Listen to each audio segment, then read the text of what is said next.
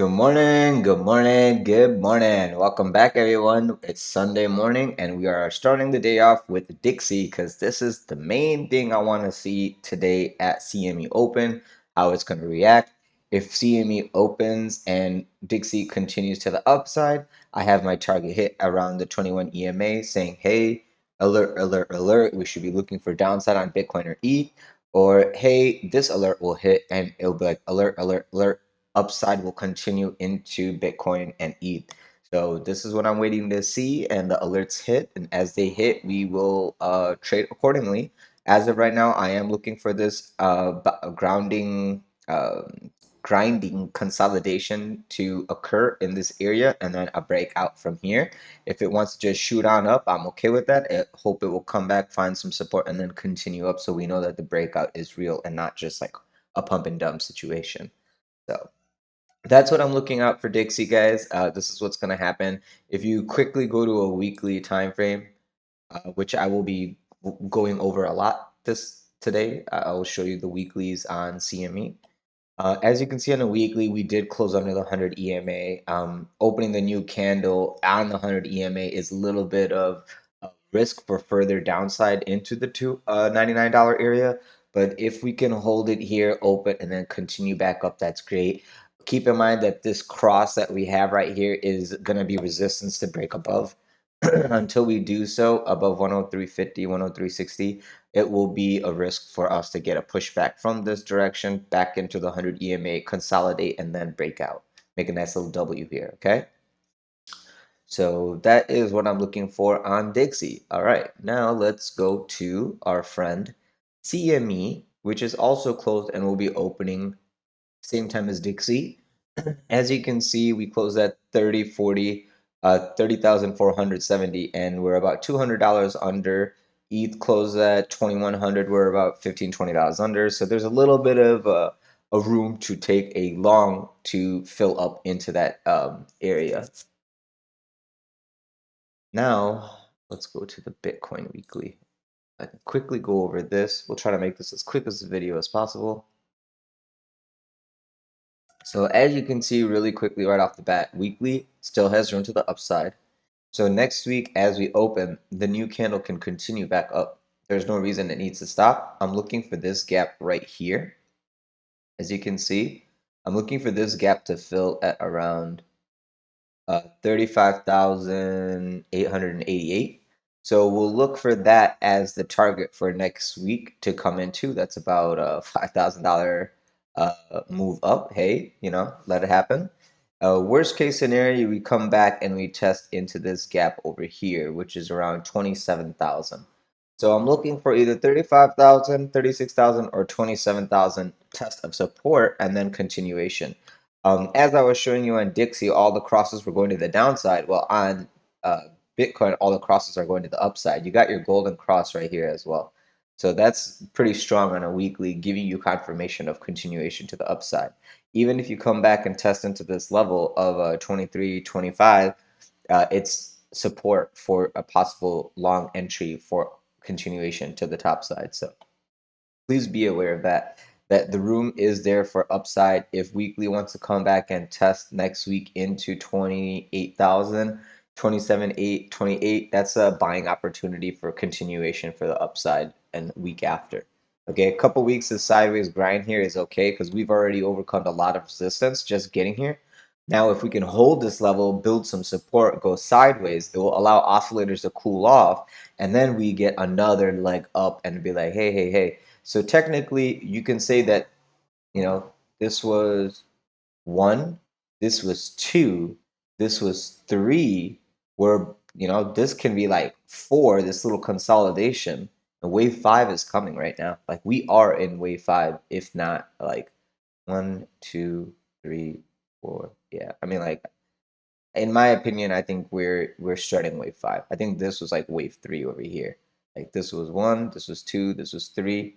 Now we did a little tiny consolidation for wave 4, and I think we're basically busting out for wave 5, going all the way as high as we can to steal as much liquidity from these shorts as possible, probably all the way up to here around 35.8, and then we can roll on over and consolidate and then come back.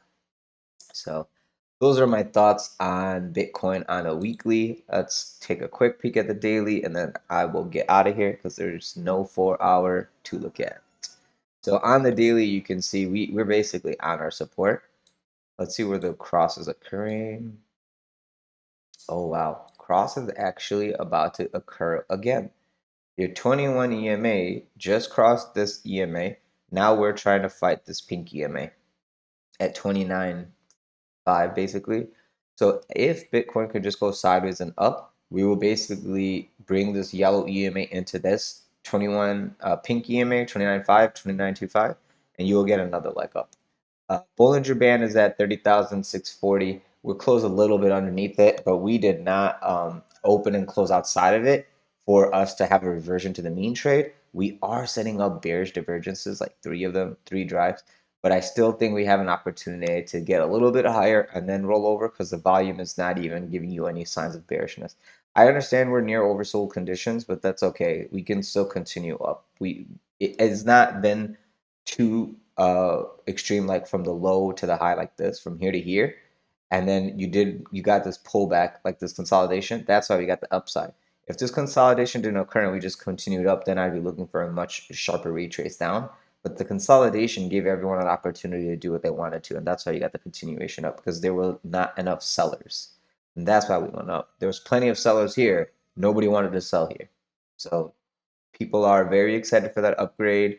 ETH Shanghai, blah blah blah blah blah, and now everyone's at the bull case, and you were actually doing a little triangle consolidation here. And you just broke out to the upside. So the target of this thing alone would be like around 32.5.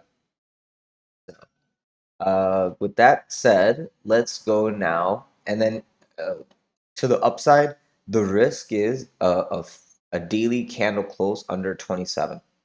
You close a daily candle under 27,000, then you're going to be negating this bullishness, and you're going to be trapping longs, and that you can be setting up a head and shoulder. You can even come back to 27.5, 27.6, and then roll over again in that dead cat bounce fashion. So just be aware of those scenarios coming. We'll see what direction we go when CME opens, but we are prepared for downside and upside. And taking a long off of 29 is not a bad idea. That is nice support right now. This 29.5 area is support. All right, now let's go back to the weekly and go look at our best friend ETH. Let me take a sip of this coffee. All right, ETH is a little bit easier to TA. We have an EMA target clear as day at 2230, $2,230. So I would be first aiming for that target to come into this weekly close, if not next week, because we have still space to the upside. We're not setting up divergences of bearishness on like daily on like how Bitcoin is doing. So keep that in mind. If this comes back down into 1950, I myself am looking for a long there. So taking a long scalp out of 1950, or I mean, 1775, like close to 1800, it makes sense. I'm looking for that long. So if I get that opportunity, I will long it. If we get continuation to 2230, I'll try to see if I want to get a short over there. If we get above it and we use 2230 as support, I will take that as a long for the next extension into 2600. I'm looking for 2600. 25 to 2600. Let's say 2550 to 2600 on ETH as the next target on weekly after we claim 2230. I would draw a line here, but I think this video will serve as a remembering, like evidence that I called it, and I'll just refer back to this video for anyone else who was confused as to what the targets were on CME. So that's what I'm looking for. Let's go to the daily and see if we can see the bearish divergence like we did on Bitcoin. This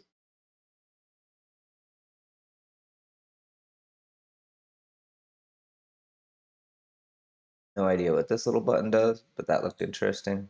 I just wanted to press it. Anyway, we are in bullish control zone on Ethereum. You had 3 bearish divergences completely used to the advantage of the market maker and pumped. Oh, okay.